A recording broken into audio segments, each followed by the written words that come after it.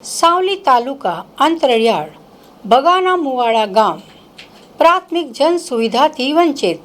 વડોદરા જિલ્લા સાવલી તાલુકાના છેવાડે અંતરિયાળ વિસ્તારમાં તુલસીપુરા ગ્રામ પંચાયતના પેટાપુરા બગાના મુવાડા ગામ આવેલ છે, જ્યાં નાના બાળકોને ભણવા નંદઘરનું મકાન ખૂબ જ જર્જરિત હાલતમાં છે અને નાના ભૂલકાઓ અન્ય ડેરીના મકાનમાં વિદ્યા મેળવે છે અને બાજુમાં આવેલી પ્રાથમિક શાળાનું મકાન પણ જર્જરિત અને જોખમી બનતા સરકાર પ્રાથમિક શાળાનું નવું મકાન બનાવી આપશે તેવી આશા તોડી પાડતા પ્રાથમિક શાળાના વિદ્યાર્થીઓ બાજુના શેડામાં બેસીને વિદ્યા મેળવવા મજબૂર બન્યા છે. જિલ્લાના સાવલી તાલુકાના તુલસીપુરા ગ્રામ પંચાયતના બગાના મુવાડા ગામની જે પ્રાથમિક શાળા છે એ છેલ્લા 1 વર્ષ પૂર્વેથી ડિમોલિશન કરેલી છે અને પ્રાથમિક શાળાના બાળકો જે બગાના મુવાડા ગામમાં જે કરણ નદી વહે છે એના કિનારે આ જે શેડના નીચે અભ્યાસ કરી રહ્યા છે અને આટલે ગાડી એમને છોકરાઓને પણ જોખમ રહેલું છે, કારણ કે અંદર નદીમાં મગર પણ છે અને આજુબાજુ જે સાપ કરડવાની પણ એમને બીક છે. કાલે છોકરાઓને પોતાની જાનનું જોખમ રહેલું છે અને આવું છેલ્લા એક વર્ષથી આ ખુલ્લા શેડમાં ભણે છે. બીજું કે આંગણવાડી કેન્દ્ર છેલ્લા 5 વર્ષથી ગ્રામ પંચાયત દરખાસ્ત કરી છે, પરંતુ એ પણ મંજૂર થયા પછી આજે લગભગ 2 વર્ષથી તે બનતી નથી. તો તેમાં પણ દૂધની ડેરીમાં લગભગ 25થી વધારે બાળકો બેસે છે, તો તે પણ અત્યાર સુધી બની નથી.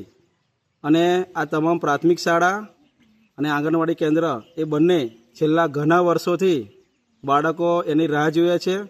અને હું તંત્રને તથા સરકારશ્રીને તથા અમારા ચૂંટાયેલા પ્રતિનિધિશ્રીને કહેવા માટે માગું છું કે આ બાળકોનું ભવિષ્ય એ બનાવવા માટે અમને વહેલી તકે આ કામગીરી ચાલુ કરવામાં આવે એવી હું તમારી પાસે વિનંતી. વડોદરા જિલ્લાનું સાવલી તાલુકાનું તુલસીપુરા ગ્રામ પંચાયતમાં આવતું બગાના મુવાડા ગામ, આ ગામની અંદર પ્રાથમિક શાળા લગભગ છેલ્લા 1.5 વર્ષથી જર્જરિત પરિસ્થિતિમાં હતી, જૂની થઈ ગયેલી હતી એટલે પાડી દીધેલી છે. અને ત્યારબાદ આ પ્રાથમિક શાળાનું નવીન મકાન હજી સુધી બનાવવામાં આવેલું નથી.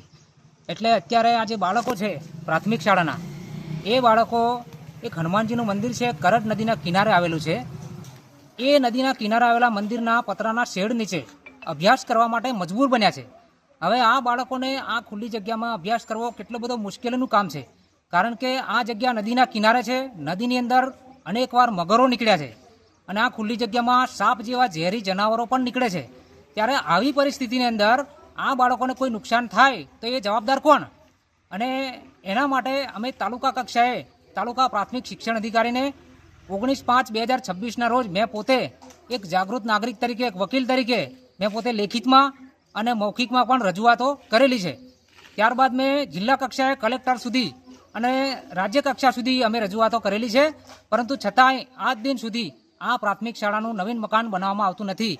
બીજી બાજુ એક આંગણવાડી અમારા બગાના મુવાડા ગામની, એ છેલ્લા 6-7 વર્ષથી લગભગ 6-7 વર્ષથી જર્જરિત અવસ્થામાં છે. એ પણ જૂની અને બિલકુલ પડી જાય એવી હાલતમાં છે. તો આ જે આંગણવાડીના ભૂલકાઓ છે એ પણ ડેરીના એક નાનકડા મકાનની અંદર ભણવા માટે મજબૂર બન્યા છે. ત્યારે ડેરીના મકાનની અંદર ભણવું કેટલું યોગ્ય છે? ત્યારે આ જે અધિકારીઓ છે, સરકાર છે, એમને અમે કહેવા માગીએ છીએ કે તમે અમારો અવાજ શા માટે સાંભળતા નથી?